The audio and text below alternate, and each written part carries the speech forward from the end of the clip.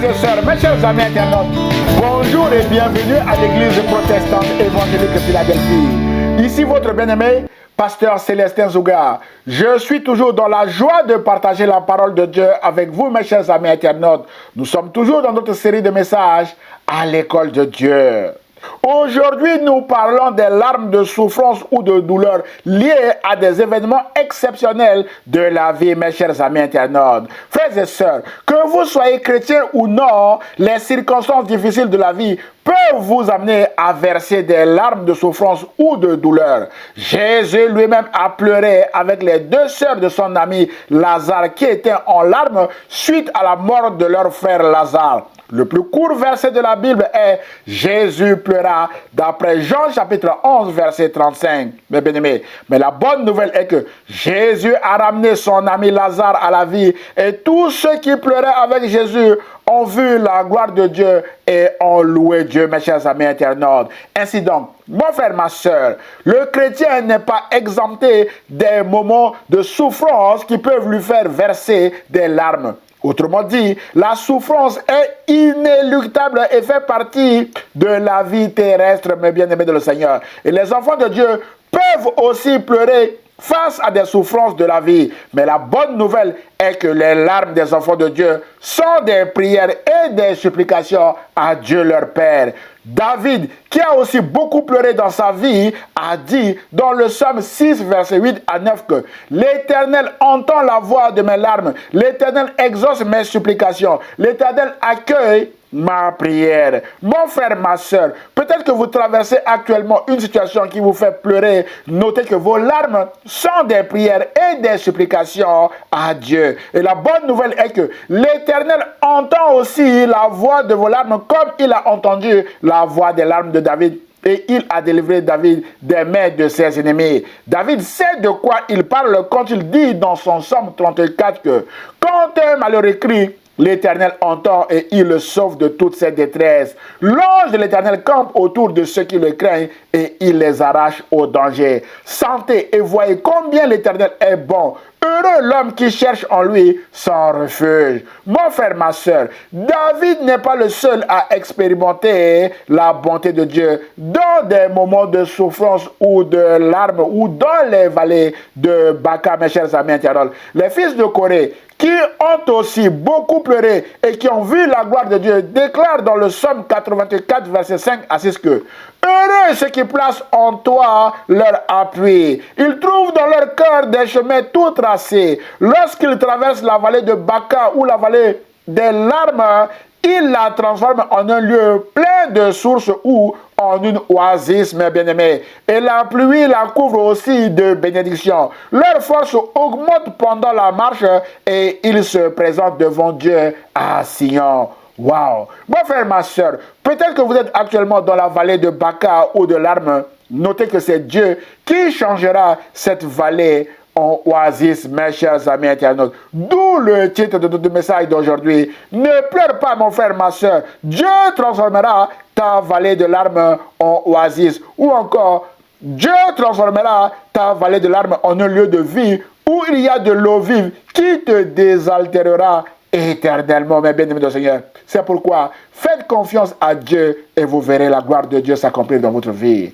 Mes chers amis, l'histoire du peuple de Dieu en Égypte est riche en enseignements sur notre thématique de vallée de larmes. D'où notre premier point. Dans la vallée des larmes en Égypte, Dieu est descendu pour délivrer son peuple, mes chers amis internautes. Frères et sœurs, mes chers amis internautes, Dieu ne prend pas plaisir au mal qui vous fait pleurer actuellement. Dieu déteste le mal comme il a détesté le mal en Égypte, mes bien-aimés. C'est pourquoi, lorsque le peuple de Dieu a crié à Dieu alors qu'il était sous oppression en Égypte, Dieu a entendu leur cri, Dieu a vu leur souffrance et Dieu est descendu pour délivrer son peuple. La Bible déclare en Exode chapitre 3, verset 7 à 8 que l'Éternel dit, « J'ai vu la souffrance de mon peuple qui est en Égypte, et j'ai entendu les cris que lui font pousser ses oppresseurs, car je connais ses douleurs. Je suis descendu pour le délivrer de la main des Égyptiens et pour le faire monter de ce pays dans un bon et vaste pays, dans un pays où coule le lait et le miel, mes bien-aimés dans le Seigneur. Et l'histoire a confirmé que Dieu est descendu sur le mont Sinaï pour parler à son peuple. Et Dieu a délivré spectaculairement son peuple comme il l'a décrété, mes chers amis internautes. Mon frère, ma soeur, peut-être que vous êtes actuellement en larmes à cause de vos nombreux oppresseurs et que vous avez crié à Dieu. Ce message vise à vous rassurer que Dieu a vu votre souffrance. Dieu a entendu les cris que vous font pousser vos oppresseurs. Et Dieu connaît également vos douleurs. Et Dieu va intervenir pour vous délivrer aussi spectaculairement des mains de vos oppresseurs, afin que vous puissiez témoigner de sa grandeur autour de vous. C'est pourquoi continuez de prier, continuez d'aller à l'église, continuez d'aller aux réunions de prière et vous verrez la gloire de Dieu, comme le peuple de Dieu a vu la gloire de Dieu en Égypte, mes chers amis internautes. Notez que Dieu est fidèle et Dieu ne vous abandonnera jamais, comme il n'a pas abandonné son peuple malgré son infidélité, mais bien aimé dans le Seigneur. D'où le deuxième point de notre message. Dans la vallée des larmes à Babylone, Dieu promet un avenir et de l'espérance à son peuple en Jérémie 29, 11, mes chers amis internautes. Mes chers amis, frères et sœurs, Dieu aime la proximité avec son peuple. Malheureusement, le péché reste un obstacle à cette proximité et nous éloigne de la gloire de Dieu. La Bible dit que car tous ont péché et sont privés de la gloire de Dieu. D'après Romains chapitre 3, verset 23. C'est ce que le peuple de Dieu a fait après sa sortie d'Égypte. Le peuple a basculé dans l'idolâtrie et le peuple a été privé de la gloire de Dieu pendant plusieurs années, mes chers amis internautes. Frères et sœurs, après de multiples avertissements de Dieu à son peuple et le refus de son peuple d'écouter sa voix, Dieu a décrété la sentence de 70 ans de captivité accompagnée de souffrances et de larmes à Babylone. Le psalmiste nous fait écho des souffrances du peuple dans son psaume chapitre 137, mes chers amis internautes, où il est écrit que sur les bords des fleuves de Babylone, nous étions assis et nous pleurions en nous souvenant de Sion. Au sol de la contrée, nous avions suspendu nos harpes. Tous les instruments de musique ont été suspendus parce que le peuple était dans la souffrance. Là, nos vainqueurs nous demandaient des chants et nos oppresseurs de la joie. Chantez-nous quelques-uns des cantiques de Sion. Comment chanterions-nous les cantiques de l'Éternel sur une terre étrangère? Voilà, mes bénémoines du Seigneur, très rapidement, la souffrance du peuple à Babylone. Mes chers amis, frères et sœurs, le peuple a crié à Dieu à nouveau. Et la bonne nouvelle est que dans cette vallée de pleurs ou de Baca, Dieu est intervenu pour consoler son peuple avec cette magnifique promesse dont notre célèbre Jérémie 29, 11 fait partie, mes chers amis internautes. Dieu dit ceci: dès que 70 ans seront écoulés pour Babylone, je me souviendrai de vous et j'accomplirai à votre égard ma bonne parole en vous ramenant dans ce lieu. Car je connais les projets que j'ai formés sur vous, dit l'Éternel, projets de paix et non de malheur, afin de vous donner un avenir et de l'espérance, mes bénis Seigneur. Cette promesse s'adressait à des gens qui étaient en larmes et en souffrance à Babylone, mes bénis Seigneur. Au verset 12, Dieu poursuit, dit ceci: vous m'invoquerez, vous me prierez et je vous exaucerai, vous me chercherez et vous me trouverez. Si vous me cherchez de tout votre cœur, je me laisserai trouver par vous, dit l'Éternel, et je ramènerai vos captifs. Mon frère, ma soeur, cherchez Dieu de tout votre cœur dans cette vallée de larmes et vous verrez sa gloire. Mes chers amis, notre frères et sœurs, toujours à propos de cette déportation qui a fait couler beaucoup de larmes, Dieu a dit à tous ceux ou celles qui sont inconsolables comme Rachel en Jérémie chapitre 31 verset 15 à 17 que voici ce que déclare l'Éternel. On entend à Rama une voix qui gémit et des sanglots amers. Rachel pleure ses fils et elle ne veut pas se laisser consoler, car ses fils ne sont plus. Ce sont des cris poussés par les enfants lors de la déportation, mes chers amis internautes, du peuple de Dieu à Babylone. Au verset 16, voici ce que déclare l'Éternel. Retiens-toi de pleurer, Rachel. Ne verse plus de larmes. Mon frère, ma soeur, retenez-vous aussi de verser des larmes. Retenez-vous aussi de pleurer. L'Éternel le déclare. Et tes fils reviendront du pays ennemi. Voilà la promesse de Dieu à Rachel. Il y a pour tes descendants une espérance. On souligne espérance. L'Éternel le déclare. Tes enfants reviendront dans leur pays, Rachel. Mon frère, ma soeur, il y a une espérance pour vous en Dieu. C'est pourquoi cessez maintenant de pleurer. Placez toute votre confiance à Dieu et vous verrez la gloire de Dieu s'accomplir dans votre vie, mes chers amis internautes. Frères et sœurs, Dieu est fidèle et Dieu a accompli toutes ses promesses envers son peuple. Dieu a délivré tout un peuple qui était dans la vallée des larmes ou de Baca, mes chers amis internautes. Aujourd'hui, tous les exilés de Babylone sont rentrés chez eux. Ceux ou celles qui pleuraient comme Rachel sont tous ou toutes consolés. Les larmes ont cessé. Plus personne ne parle de cette déportation qui a fait couler beaucoup de larmes, mes bien-aimés. Les danseurs de disco ont même dansé avec cette histoire dans les années 80 avec cette célèbre chanson By the Rivers of Babylon, mes chers amis internautes, que je vous invite à regarder sur YouTube, mes chers amis internautes. Mon frère, ma soeur, retenez vos larmes, ne pleurez plus parce qu'il y a une espérance pour vous, déclare l'Éternel. Dieu est fidèle et Dieu interviendra dans votre situation actuelle comme il a fait pour son peuple à Babylone. C'est pourquoi ce message vise à vous encourager que l'épreuve qui vous fait pleurer aujourd'hui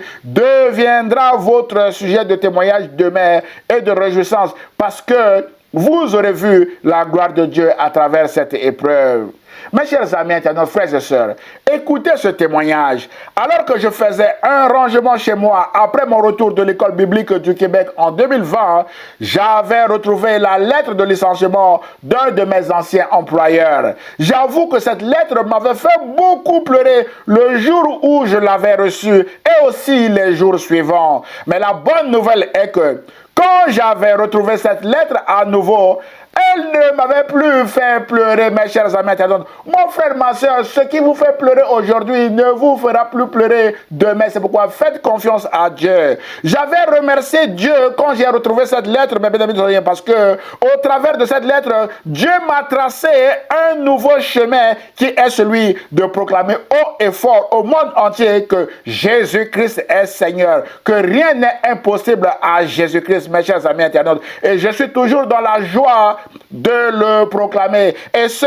indépendamment de mes circonstances, mes chers amis internautes. Mon frère, ma soeur, ne laissez pas vos circonstances voler votre paix, votre joie. Mon frère, ma soeur, je sais de quoi je parle. Peut-être que vous avez reçu une lettre de licenciement, on s'en fiche complètement, mon frère, ma soeur, parce que Dieu vous fera un chemin nouveau. Demain, vous relirez cette lettre-là, mes bien-aimés, comme dans mon cas, vous serez même dans la joie de dire merci Seigneur d'avoir m'aider à changer de direction. C'est pourquoi je vous encourage à prendre courage, mes bien-aimés, à persévérer dans la prière à Dieu et vous verrez sa gloire s'accomplir, mes bien-aimés dans le Seigneur, dans votre vie. J'avoue que quand j'ai retrouvé cette lettre, j'avais même rigolé et j'ai même remercié Dieu en disant Seigneur, merci de m'avoir aidé à changer de direction. Et aujourd'hui, je vous encourage. Peu importe le rapport médical que vous avez reçu aujourd'hui, mon frère, ma soeur, demain,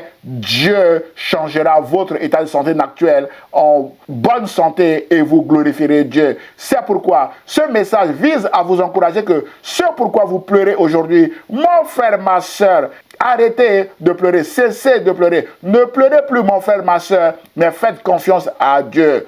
Ouvrez un cahier de prière comme je l'avais fait avant mon départ. Mais bien aimé du Seigneur, à l'école biblique à Montréal, j'avais un cahier de prière. Et aujourd'hui encore, je tiens toujours ce cahier. J'avais noté tout ce qui me faisait pleurer dans ce cahier. Aujourd'hui, quand je relis ce cahier, mon frère, ma soeur, ce qui me faisait pleurer hier ne me fait plus pleurer aujourd'hui. Mais bien aimé du Seigneur, bien évidemment, j'ai d'autres sujets et je continue de faire confiance à Dieu et de proclamer dans ces vallées de Baca que Dieu qui m'a délivré hier, Dieu est fidèle, Dieu est grand et redoutable et il me délivrera encore et encore et encore.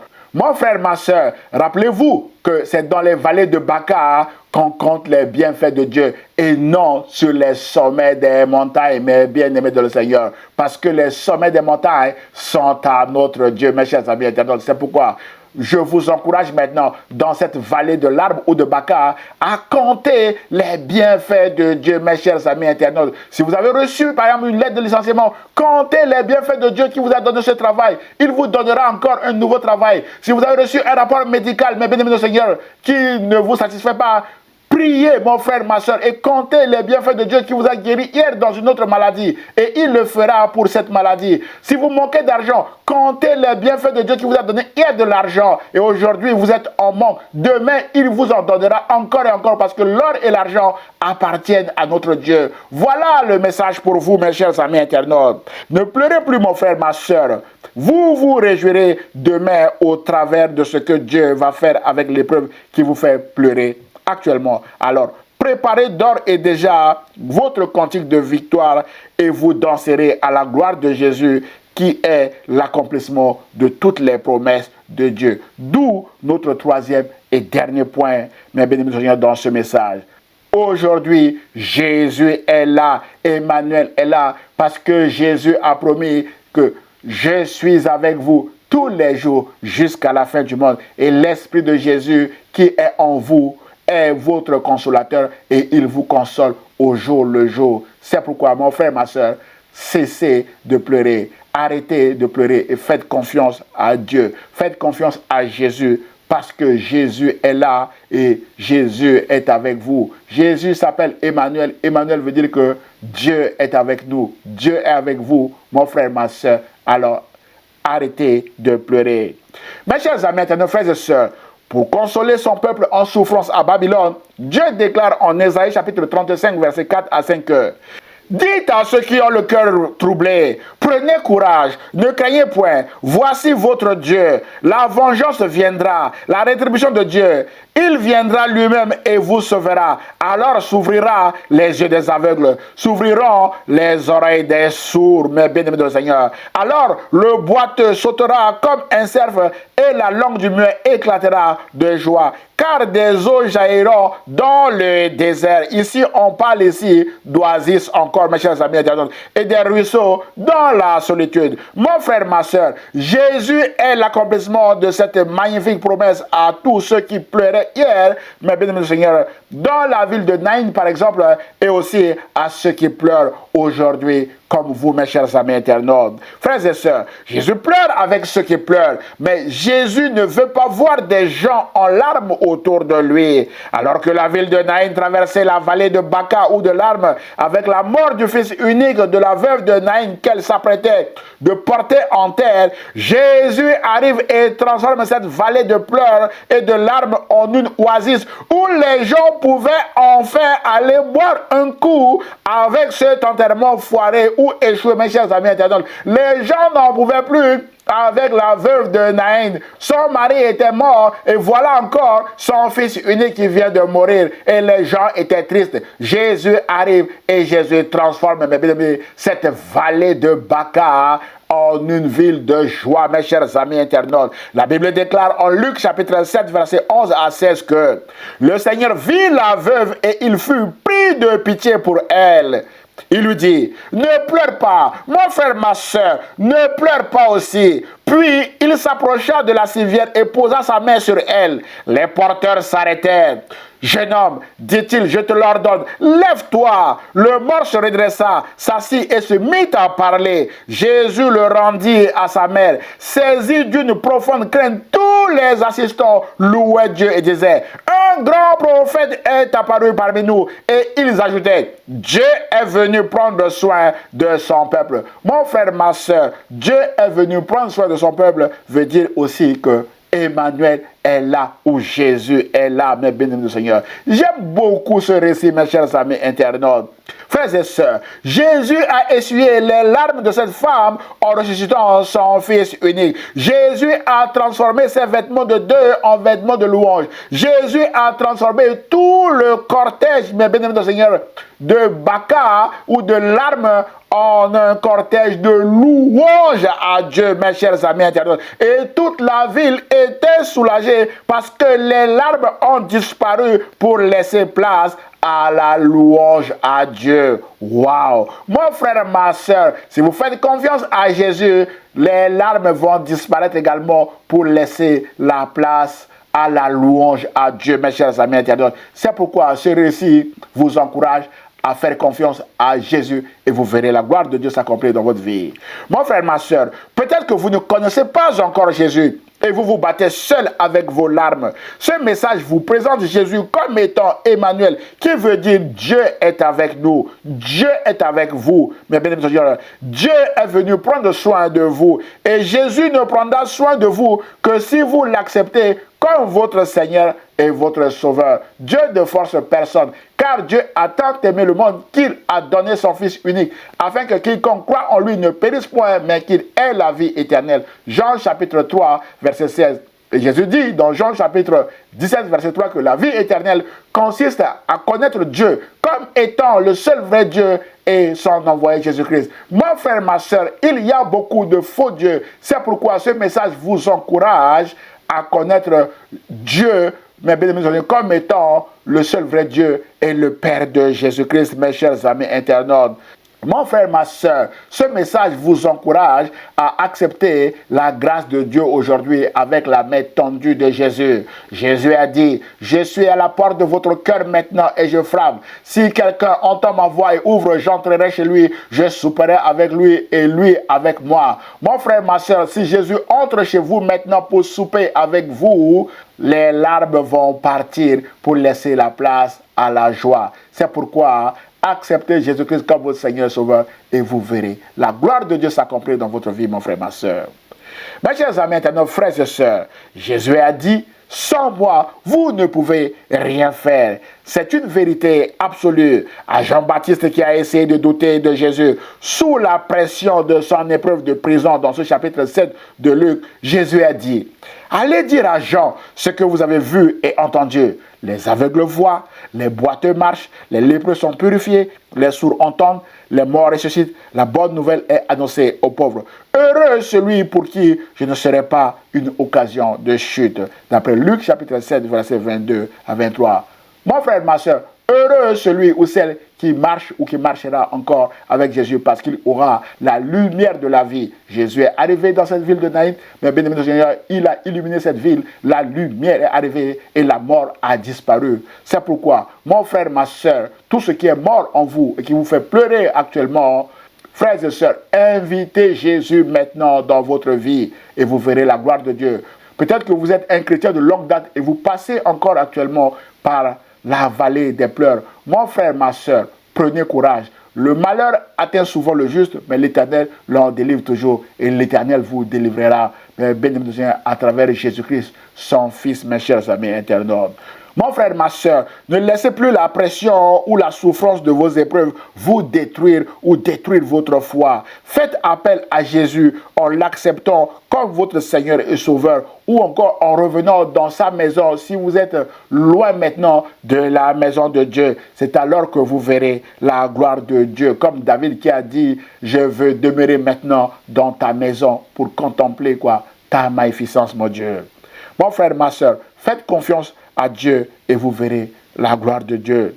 Rappelez-vous que Jésus pleure avec ceux qui pleurent, mais Jésus ne s'arrête pas là. Jésus change aussi leurs circonstances, mes chers amis internautes. C'est ce que Jésus a fait à Béthanie. Jésus a pleuré avec Marie et Marthe, les deux sœurs de son ami Lazare qui était mort. Nous l'avons dit en introduction, mes chers amis internautes. Et le plus court verset de la Bible, nous l'avons aussi vu, Jean chapitre 11, verset 35, que Jésus pleura. Mais Jésus ne s'est pas arrêté là. Jésus a ressuscité son ami Lazare. Jésus a dit, où l'avez-vous mis? Et Jésus est parti au tombeau. Mon frère, ma soeur, Peut-être que vous êtes en train de pleurer parce que vous avez enterré les promesses de Dieu dans votre vie. Et Jésus vous pose la question, où avez-vous mis mes promesses, mes bien-aimés dans le Seigneur? Vous pleurez à cause d'une circonstance passagère, mais les promesses de Dieu sont une canne, un pasteur a dit. Les promesses de Dieu sont une canne, mes bien-aimés dans le Seigneur. Même quand vous n'avez aucun support, appuyez-vous sur les promesses de Dieu et vous verrez la gloire de Dieu. Si cette promesse tarde, attendez-la patiemment. Elle s'accomplit et elle s'accomplira certainement, mes chers amis internautes. Rappelez-vous que les deux sœurs de Lazare ont patienté l'arrivée de Jésus pendant 4 jours. Jésus est arrivé. Elles ont accusé Jésus à tour de rôle. Seigneur, si tu avais été ici, notre frère ne serait pas mort. Et Jésus leur a dit, je suis la résurrection.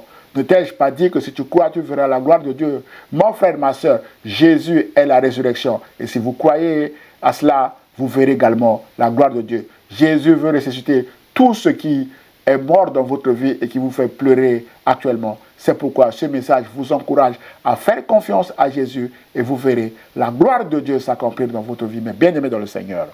En conclusion de notre message d'aujourd'hui, mon frère, ma soeur, peut-être que vous êtes actuellement en larmes suite à une épreuve quelconque, mais bien aimé dans le Seigneur. Notez que Jésus a dit en Jean chapitre 16, verset 33 que vous aurez des tribulations dans le monde, mais prenez courage, car j'ai vaincu le monde. Mon frère, ma soeur, Jésus a vaincu le monde. C'est pourquoi prenez courage et continuez de faire confiance à Jésus. C'est alors que vous verrez la gloire de Dieu. Le psalmiste déclare dans le psaume 126, verset 5, c'est mon verset préféré dans la Bible, mes chers amis internautes, que ceux qui sèment avec des larmes moissonneront avec des chants d'allégresse. Celui qui marche en pleurant, quand il porte la semence, revient avec allégresse quand il porte ses gerbes. Mon frère, ma soeur, j'ai reçu ce verset alors que j'étais en train de pleurer, mes chers amis internautes, et ce pourquoi je pleurais, Dieu l'a transformé en bien. C'est pourquoi je vous encourage aussi avec ce verset. Faites confiance à Dieu, faites confiance à Jésus. N'écoutez pas les mensonges du diable qui vous font pleurer. Persévérez dans les voies de Dieu, même avec des larmes. C'est alors que vous moissonnerez avec des chants d'allégresse la vie éternelle. Rappelez-vous que vos larmes sont passagères, car il est écrit que Jésus essuiera toute larme de vos yeux, et la mort ne sera plus. Il n'y aura plus ni deuil, ni cri, ni douleur, car les premières choses ont disparu. Voilà ce que Jésus vous promet en Apocalypse chapitre 21, verset 24. C'est pourquoi faites confiance à Jésus en continuant de marcher avec lui, en continuant de crier à Dieu dans cette vallée de Baca ou de larmes, et vous verrez la gloire de Dieu s'accomplir dans votre vie. Jésus vous fera sortir de cette vallée et vous témoignerez de la grandeur de Dieu autour de vous, mes chers amis internautes. Voilà le message que le Seigneur a mis sur mon cœur, que je viens de partager avec vous. Que Dieu vous bénisse. Prions le Seigneur. Seigneur, je prie pour mon frère, ma soeur qui traverse actuellement cette vallée de Baca ou de larmes. Seigneur, je prie afin que tu puisses essuyer les larmes de mon frère ou de ma soeur et de lui donner la victoire afin qu'il ou elle puisse témoigner de ta grandeur autour de lui ou autour d'elle. Je prie au nom de Jésus et l'Église protestante évangélique Philadelphie répond. Amen. Frères et sœurs, mes chers amis internautes, si vous avez été bénis par ce message, merci de le liker et de le partager à vos proches afin de les bénir également. Pour nous connaître, merci de visiter notre site internet églisephiladelphie 78500.com. Vous pouvez nous envoyer via ce site vos sujets de prière à églisephiladelphie 78500@gmail.com. Vous avez tous les liens en bas de cette vidéo pour nous soutenir et également pour nous contacter. Nous aurons le plaisir de vous répondre et surtout de prier pour vous. N'hésitez pas de vous abonner à notre chaîne YouTube ou à notre page Facebook afin de recevoir des alertes sur nos prochains messages. À dimanche prochain à 10h sur la page Facebook ou sur la chaîne YouTube de l'Église protestante évangélique Philadelphie. Et ce, si Dieu le veut. À très bientôt mes chers amis internautes. Au revoir.